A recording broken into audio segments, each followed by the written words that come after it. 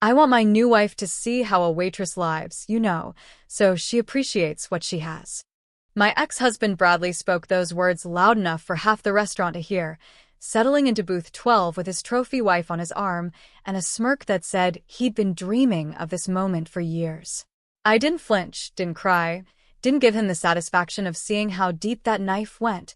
I just smiled, took their order personally, and waited for the moment when my manager would bring him a bill that read, "Owner's table," and watch his smug expression shatter into 1,000 humiliating pieces. Before I tell you how I went from being a waitress he divorced for lacking ambition to owning the most successful restaurant in the city, and why his new wife ended up thanking me with tears in her eyes, take a moment to subscribe and comment below where you're watching from.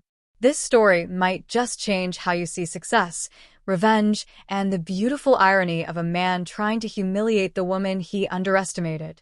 My name is Valentina Moreau, though everyone calls me Val, and 7 years ago, I was exactly what my ex-husband said I was, a waitress. But let me back up, because every story needs its beginning, and mine starts in a way that might surprise you. I grew up in New Orleans, the daughter of a Creole mother who could make magic happen in a kitchen, and a French father who believed that food was art. Our house always smelled like something wonderful, roux simmering on the stove, bread baking in the oven, herbs drying in bundles by the window. My earliest memories are of standing on a step stool beside my mother, watching her transform simple ingredients into dishes that made people close their eyes and sigh with pleasure. "Food is love, Sherry," she used to tell me in her musical accent. "When you feed someone, you give them a piece of your heart." I believed her. I still do. By the time I was 16, I knew I wanted to spend my life in the restaurant industry. Not just cooking, though I loved that, but the whole experience. The way a great restaurant could transport people, could turn an ordinary Tuesday night into a celebration, could create memories that lasted a lifetime. I wanted to be part of that magic. My parents supported my dream, but we didn't have money for culinary school. So I did what I had to do. I started at the bottom. I got a job bussing tables at a local bistro when I was 17, worked my way up to server, and spent every spare moment learning from the chefs who would let me watch, the managers who would answer my questions, the sommeliers who taught me about wine when the restaurant was quiet. I was 23 when I met Bradley Thornton. He came into the restaurant where I was working, a mid-range Italian place in Houston, where I'd moved after Hurricane Katrina displaced half of New Orleans. He was 28, an associate at a consulting firm, wearing a suit that cost more than my monthly rent.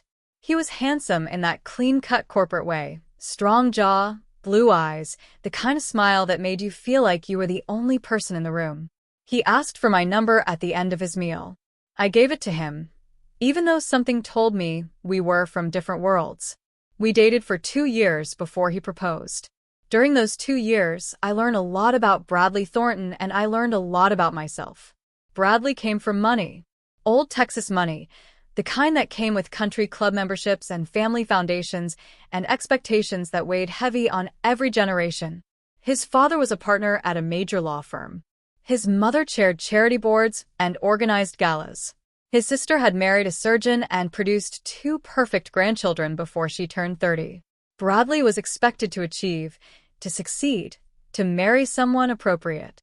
And for some reason, he chose me, the waitress from New Orleans with no pedigree, no degree, and no connections. "You're different," he told me once, early in our relationship. "You're real. Everyone I know is so fake, so obsessed with status. But you actually care about people. You actually work hard. I love that about you." I believed him. God help me, I believed him. We got married in a small ceremony that his family barely attended. His mother came, but spent the entire reception looking like she'd swallowed something sour. His father gave a toast that somehow managed to mention Bradley's career prospects 3 times without once saying anything nice about me. I told myself it didn't matter. I told myself that Bradley loved me, and that was enough. For the first 2 years of our marriage, things were okay. Not perfect, his family never warmed to me, and Bradley worked such long hours that I sometimes felt like I was living alone, but okay. I kept working at the restaurant, picking up extra shifts to help with expenses while Bradley climbed the corporate ladder. I took online courses in restaurant management when I could afford them. I dreamed of someday opening my own place, a little bistro that combined my mother's Creole heritage with the flavors I discovered in my years of working in different kitchens. Bradley said he supported my dreams. He said all the right things. But there was always an edge to his encouragement, a subtle dismissal I didn't recognize until much later. "That's cute," he'd say when I told him about a new recipe I developed. "Maybe someday, when I'm making partner, we can invest in your little hobby." My little hobby. That's what he called it. Not my passion. Not my career. Not my dream. My hobby. The cracks started showing in year 3. Bradley's career was taking off. He'd been promoted twice and was on track to become the youngest partner in his firm's history. Meanwhile, I was still waiting tables, still taking courses, still saving every penny I could toward a future that seemed to get further away every year. He started making comments. Small ones at first, easy to dismiss or explain away. "You're wearing that to my office party? I guess it's fine. Maybe don't mention what you do for a living to these clients. Just say you're in hospitality. I wish you had something to talk about with these people. They're all lawyers and executives, and you're, well, you know." I knew. I knew exactly what he meant, even when he didn't say it directly. I wasn't good enough. I wasn't ambitious enough. I wasn't the kind of wife who would help his career, attend the right events, impress the right people. I tried to change. I bought nicer clothes. I read books about business, so I could make conversation at his work functions. I applied for management positions at better restaurants, thinking that maybe if I could just climb a little higher, he would finally see me as an equal. It was never enough. The final confrontation came on our 4th anniversary. Bradley had promised to take me to dinner, a real dinner, at one of the best restaurants in Houston, the kind of place I dreamed of working at someday. I got dressed up, did my hair and makeup, actually felt beautiful for the first time in months. He came home late, already irritated about something at work. "I don't think I can do dinner tonight," he said, barely looking at me. "I have a client call at 8. Can we reschedule?" "It's our anniversary, Bradley." "I know, and I'm sorry, but this is important. This client is worth millions to the firm." He finally looked at me, really looked, and his expression shifted to something like frustration. "You look nice, but you always look nice. It's not like this is a special occasion." "Our anniversary isn't a special occasion?" "I didn't mean it like that. I just meant, look, Val, I know you put effort into tonight, but sometimes work has to come first. You'd understand that if you had a real career." The words hung in the air between us. "A real career," I repeated quietly. "You know what I mean. You're a waitress, Val. You bring people food. It's not exactly world-changing work." I should have left that night. I should have packed my bags and walked out the door and never looked back. But I didn't. I stayed because I still loved him, because I still believed that somewhere under the condescension and the cruelty was the man who'd told me I was real and different and worthy of love. I stayed for another year. A year of increasingly cutting remarks, of being excluded from events because I wouldn't fit in, of watching my husband transform from the man who'd loved me into someone who seemed embarrassed by my existence. The divorce was his idea, though he presented it as a mutual decision. "We've just grown apart," he said, using the language of therapy to disguise his real meaning. "We want different things. You're never going to be happy in my world, and I'm never going to be happy in yours." "Your world?" I asked. "The corporate world. The professional world. The world where people actually accomplish things." He said it so matter-of-factly, like he was stating an obvious truth, rather than cutting me to the bone. "You're a sweet girl, Val, but you're never going to be more than what you are. And I need someone who's going somewhere." I signed the divorce papers without contesting anything. I didn't want his money. The money, he kept reminding me, was his, earned by his real work. I just wanted out. I walked away from that marriage with my clothes, my grandmother's recipe books, and $7,000 I'd saved from tips over the years. That was it. The sum total of 5 years of being told I wasn't enough. But here's what Bradley didn't understand, what people like Bradley never understand. Sometimes the moment you're at your lowest is the moment everything changes. After the divorce, I moved back to New Orleans. I'd missed it every day I'd been away. The music, the food, the way strangers called you baby and actually meant it. I moved in with my mother, who was living alone after my father's passing, and I tried to figure out what to do with the rest of my life. "What do you want, Sherry?" my mother asked one night, after I'd spent 3 hours crying about the years I'd wasted. "I want to open a restaurant," I said. "I've always wanted that. But I don't have the money, and I don't have the experience, and nothing." She took my face in her hands, the way she'd done when I was little. "You have more experience than most people who open restaurants. You've worked in kitchens for 15 years. You know how to cook, how to serve, how to manage.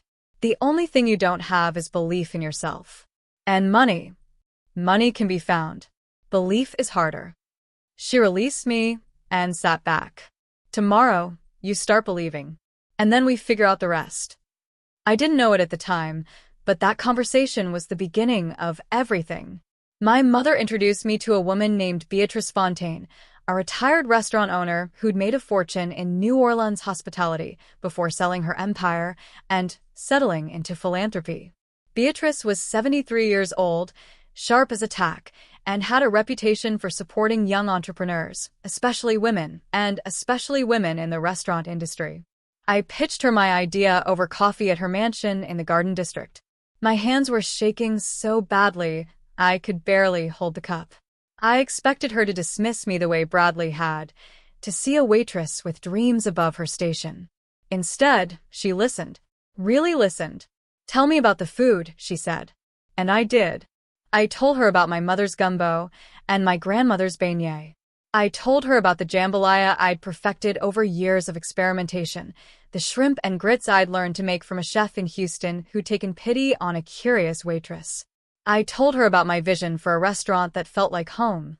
Not fancy, not pretentious, but genuinely welcoming. A place where the food was exceptional but the atmosphere said, "You belong here." When I finished, Beatrice was quiet for a long moment. "I've heard 1,000 pitches," she finally said. "Most of them are about money, profit margins, and market positioning and ROI. You know what you talked about for 45 minutes?" I shook my head. "Love. You talked about love. How your mother loved you, through cooking. How you want to love strangers through food. How the restaurant would be an act of love for the city that raised you." She smiled. "That's what most people get wrong. They think restaurants are about business. They're not. They're about love. Business is just how you keep the lights on." She invested $200,000 in my restaurant. Not a loan, an investment, with terms so generous I cried when I read them. She also became my mentor, guiding me through the nightmare of permits and inspections and suppliers and hiring. She introduced me to contractors who didn't try to take advantage of a first-time restaurateur. She connected me with food distributors who gave me fair prices. She sat with me for hours going over business plans and budgets and contingency strategies. "The restaurant industry has a 90% failure rate in the first year," she told me once. "But most of those failures happen because people don't plan. They don't understand their costs. They don't build relationships with their suppliers. They think passion is enough." She looked at me with those sharp eyes. "Passion matters. It's the engine. But you need fuel and a map too." I spent 6 months finding the perfect location, a 2-story building in the Treme neighborhood, one of the oldest in the city and the birthplace of so much of New Orleans's musical heritage. The building had been abandoned for years, damaged by Katrina, and never rebuilt. Most investors would have seen a money pit. I saw potential. The renovation took another 8 months. I was there every day, watching the walls go up, the kitchen take shape, the dining room transform from a gutted shell into something beautiful. I chose every tile, every light fixture, every piece of furniture. I designed the menu with input from my mother, who tested recipes with me in her tiny kitchen until we had 50 dishes I was proud to serve. I hired carefully, looking for people who shared my values: hard work, genuine hospitality, respect for the food and the customers.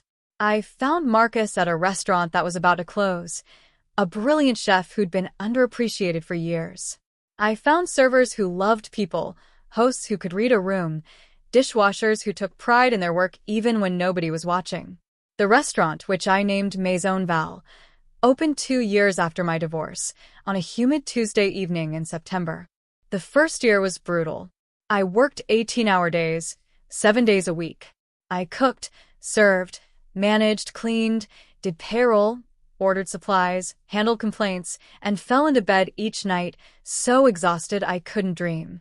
There were weeks when I wasn't sure we'd make rent. There were nights when I stood alone in the empty dining room and wondered if Bradley had been right all along. But people came. Slowly at first, locals who remembered my mother's cooking, tourists who stumbled in off the street, food writers looking for the next hidden gem. The reviews started coming. A revelation. The best gumbo in the city. Valentina Moreau is a name to remember. By year 2, we were profitable. By year 3, we had a 3-month waitlist for reservations.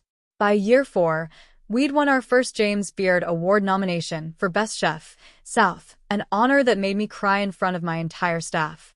By year 5, we'd opened a second location, a smaller, more casual spot that served breakfast and lunch to the working people of our neighborhood. We called it Val's Kitchen, and it served affordable versions of our signature dishes to people who couldn't afford the main restaurant's prices. Year 6 brought the cookbook.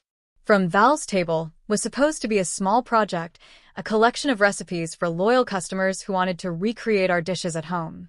Instead, it became a phenomenon. The New York Times reviewed it 4 stars. Oprah's book club featured it. It spent 6 weeks on the bestseller list and is still selling steadily 3 years later. Now, 7 years after my divorce, Maison Val is one of the most celebrated restaurants in the South. We have 2 locations, 47 employees, and a reputation that brings food lovers from around the world to our corner of New Orleans. I've been profiled in Food and Wine, invited to cook at the James Beard House in New York City, and featured in a documentary about women in the culinary industry that premiered at Sundance. The awards kept coming.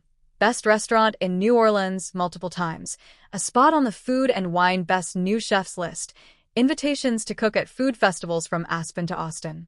Last year, we were named to the world's 50 best restaurants list, one of only 12 American restaurants to make the cut, and the only one in Louisiana. Not bad for Waitress, as Bradley would say. I still work the floor sometimes. Not because I have to, I have an excellent general manager and a staff I trust completely, but because I love it. I love talking to customers, seeing their faces when they take the first bite of my mother's bread pudding, hearing the stories they share over plates of red beans and rice. I love being in the room where the magic happens. That's where I was the night Bradley walked in. I recognized him immediately, even though it had been 7 years. He looked older, his hairline was receding, and he'd gained weight in that soft, prosperous way of men who spend too much time in meetings and not enough time moving. But his expression was exactly the same, smug, superior, certain that he was the most important person in any room he entered. He wasn't alone. On his arm was a woman half his age, blonde, beautiful, wearing a designer dress and diamonds that sparkled under the restaurant's lights. She looked uncomfortable, glancing around like she wasn't sure she belonged, and something about her reminded me of myself 15 years ago. I watched them scan the room for a table, watched them notice me in my simple black dress, the same kind of dress all my servers wore, and watched recognition dawn on Bradley's face. His eyes lit up with malicious delight. Well, he said, loud enough for nearby tables to hear. Valentina, I'd heard you were back in New Orleans. Still waiting tables, I see. I could have told him then. I could have watched his smug expression collapse, enjoy the immediate gratification of seeing him realize his mistake. But why rush? Why not let him dig his hole a little deeper? Hello, Bradley, I said calmly. Welcome to Maison Val. Table for 2. Yes, but make sure it's one of the good tables. He looked around dismissively. If you have any good tables in a place like this. His wife, fiancée, girlfriend, touched his arm. Bradley, that's not. It's fine, sweetheart. Val and I are old friends. Aren't we, Val? His smile was pure poison. In fact, I specifically wanted to come here. I've been telling Monica all about you. I thought she should see how a waitress lives so she appreciates what she has. Monica's face flushed with embarrassment. She clearly hadn't known this was the plan, clearly hadn't been told that tonight's dinner was designed to be a humiliation parade. I could have exploded.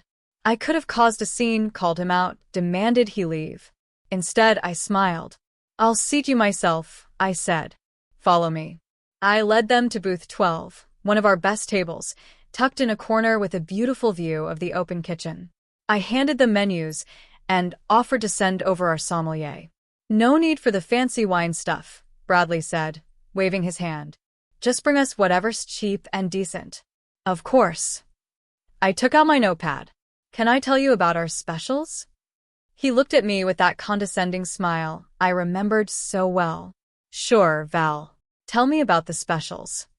I described each dish in detail: the pan-roasted Gulf fish with brown butter and capers, the braised short ribs with red wine reduction, the vegetarian gumbo that had been featured in Bon Appetit last month.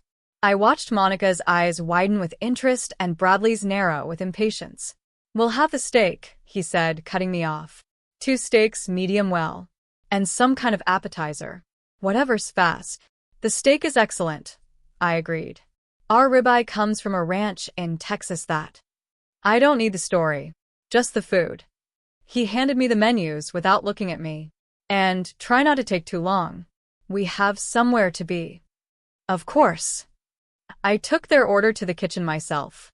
Marcus, my head chef and one of my closest friends, raised an eyebrow when he saw my expression. "What's wrong?"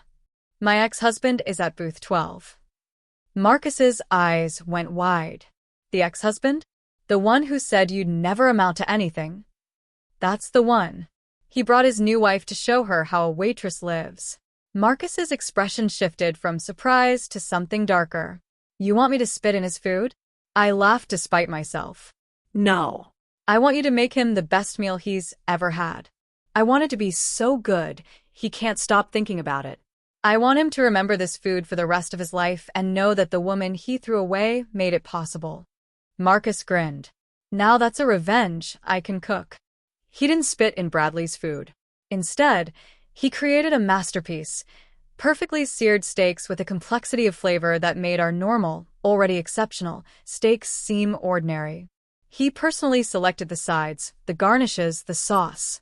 He plated each dish like it was going in a magazine. "Give 'em hell," he said as I picked up the plates. I served Bradley and Monica myself. I refilled their water glasses, checked on their satisfaction, and smiled through every condescending comment Bradley made. "The steak's pretty good," he admitted grudgingly. "Better than I expected from a place like this." "I'm glad you're enjoying it. Of course, it's nothing compared to the restaurants I usually take Monica to in Houston. We ate at Pappas Brothers last week. Now that's a steakhouse. But this is fine for what it is." "I'm sure it is." Monica, meanwhile, was eating quietly, her eyes on her plate.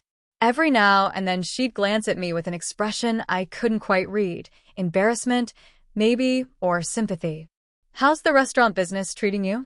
Bradley asked, leaning back with the satisfaction of a man about to deliver what he thought was a devastating blow.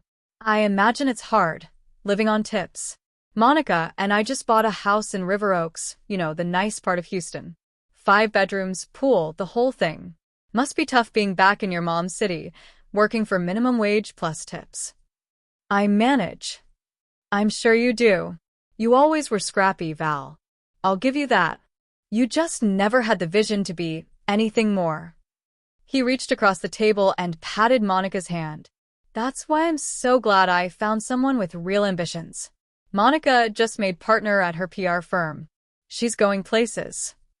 Monica pulled her hand away slightly. "Bradley, maybe we shouldn't." "What?" "It's just the truth. Val knows I don't mean anything bad by it. We're old friends." He looked at me with that smile again. "Right, Val? No hard feelings about the divorce.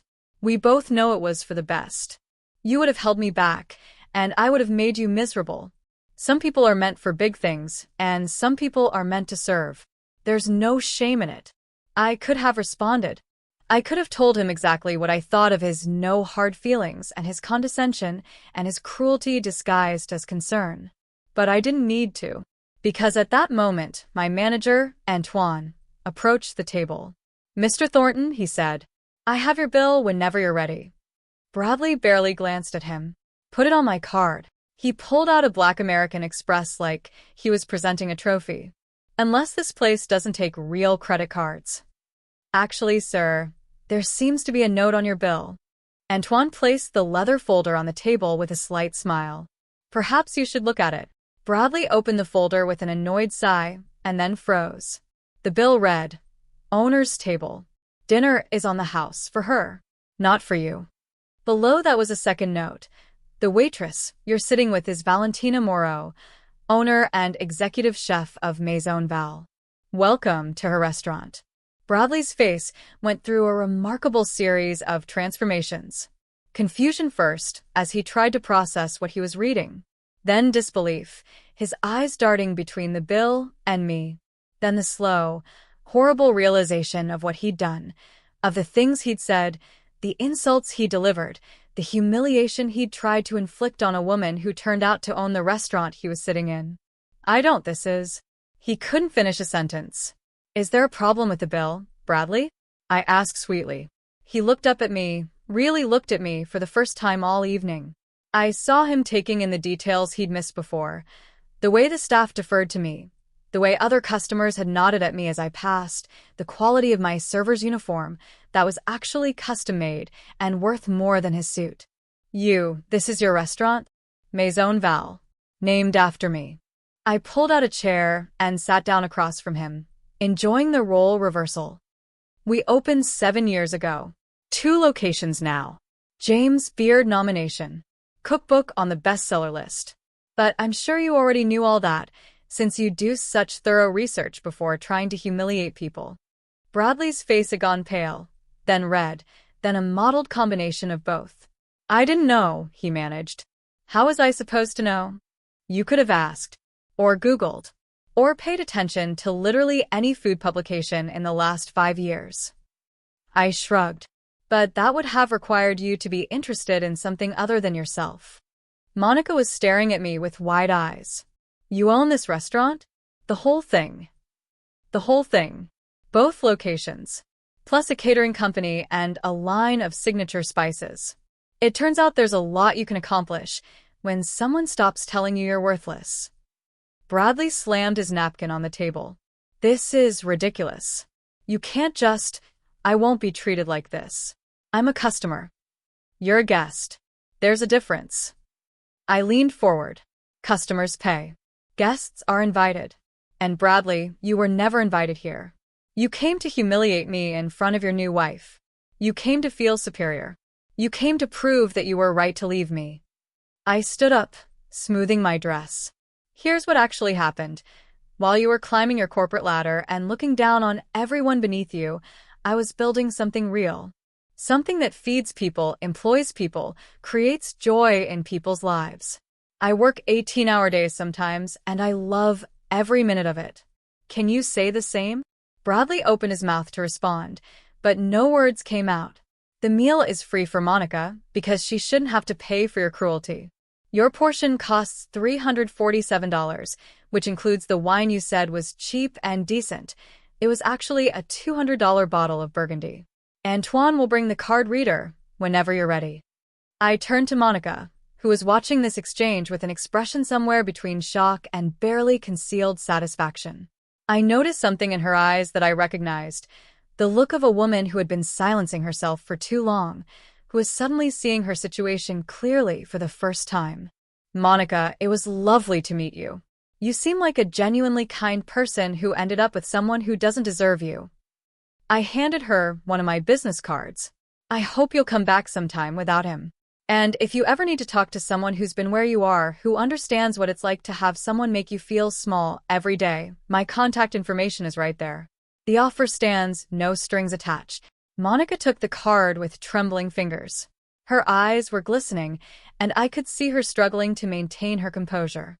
"I think I might take you up on that," she said quietly.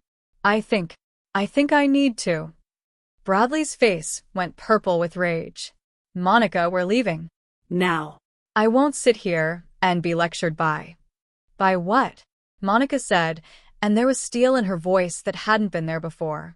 By a successful businesswoman?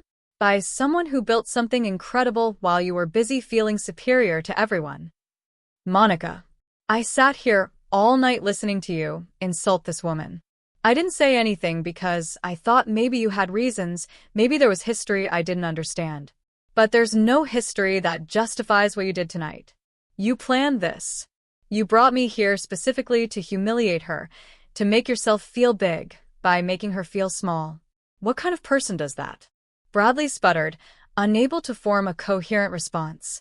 I'll tell you what kind, Monica continued, standing up from the table. The kind I don't want to be married to. She picked up her purse and turned to me. Thank you for the meal. And thank you for showing me what strength looks like. Then she walked out the door alone. Bradley sat frozen for a moment, processing what had just happened. His wife had walked out on him. In public. In front of me. This is your fault, he hissed at me. You poisoned her against me. You. I served you dinner, Bradley. Everything else, you did to yourself. I nodded to Antoine. Please escort Mr. Thornton to the door. His card can be charged for the full amount, plus gratuity. Bradley threw $300 bills on the table, not enough to cover the full bill, I noted with grim satisfaction, and stormed toward the exit. You're making a scene, Monica said quietly. I don't care. I won't be humiliated by a what? I called after him. A waitress? He didn't answer.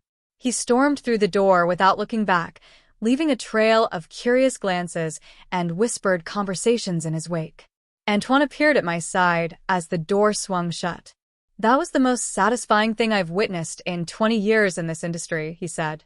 Charge his card for the remaining $47 plus a 30% tip for a server, I said. He can explain the charge to his accountant. With pleasure. The rest of the evening passed in a happy blur. Word spread quickly among the staff about what had happened, and there was a lightness in the air, a sense of shared triumph. Even the customers seemed to pick up on the energy, leaving larger tips and warmer compliments than usual. But the real surprise came 3 weeks later. I was in my office going over supply orders when Antoine knocked on the door. There's someone here to see you. Says her name is Monica. I looked up in surprise. Bradley's wife. She came alone. She looks different.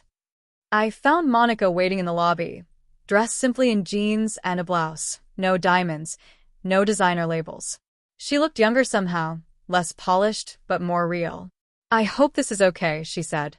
You said I could come back. I meant it. Come in. We sat in my office over coffee, and Monica told me her story. She'd met Bradley at a conference 2 years ago. He'd been charming, successful, everything she thought she wanted. He'd told her about his ex-wife, a sweet girl, but no ambition, couldn't keep up with my lifestyle, and she believed him. She believed everything he said. After that night at your restaurant, I couldn't stop thinking about what he'd done, she said. The way he talked to you. The way he planned to humiliate you. I realized, if that's how he treats someone he used to love, how will he treat me when I'm not useful anymore? She started paying attention after that, noticing the small cruelties she'd overlooked before. The comments about her weight. The dismissal of her achievements. The way he talked about his employees, his family, everyone who wasn't immediately useful to him. I left him last week, she said. I'm staying with my sister until I figure out what's next. I was quiet for a moment, processing what she'd told me. Good for you, I finally said. That takes courage. I don't know if it's courage. I think it's just clarity. You showed me what was possible. You showed me that his version of reality, where he's better than everyone else, isn't the only version. We talked for another hour. I told her about my own journey, about the years I'd spent believing Bradley's version of me, about how long it took to rebuild my sense of worth. She cried. I might have cried too. Before she left, she asked if there was anything she could do to repay me. Pay it forward, I said. Someday you'll meet someone who's where you are now. Help them see what's possible. She hugged me, a real hug, not the polite embrace of strangers, and walked out into the New Orleans sunshine. I heard later that Bradley was furious about the divorce. He accused Monica of being poisoned against him, threatened legal action, made her life difficult in all the ways petty, vindictive men do. But she held firm. She built her own life, started her own PR company, and by all accounts, she's thriving. As for Bradley, I don't know, and I don't care. He's a Chapter 1 closed 7 years ago. The fact that he walked into my restaurant and gave me the satisfaction of proving him wrong was just a bonus, a gift from the universe that I hadn't asked for, but certainly enjoyed. Last month, I had dinner with Beatrice Fontaine, the woman who'd believed in me when I didn't believe in myself. She's 80 now, still sharp, still involved in the restaurant's success as a board member and advisor. "I heard about your ex-husband's visit," she said with a mischievous smile. "Antoine told me everything. It was satisfying," I admitted. "I imagine it was. But can I tell you something? The real victory isn't that moment in the restaurant. The real victory is everything you built before he walked through that door. The real victory is that you didn't need him to fail in order to succeed. You just succeeded." She's right, of course. Bradley's humiliation was fun, but it wasn't the point.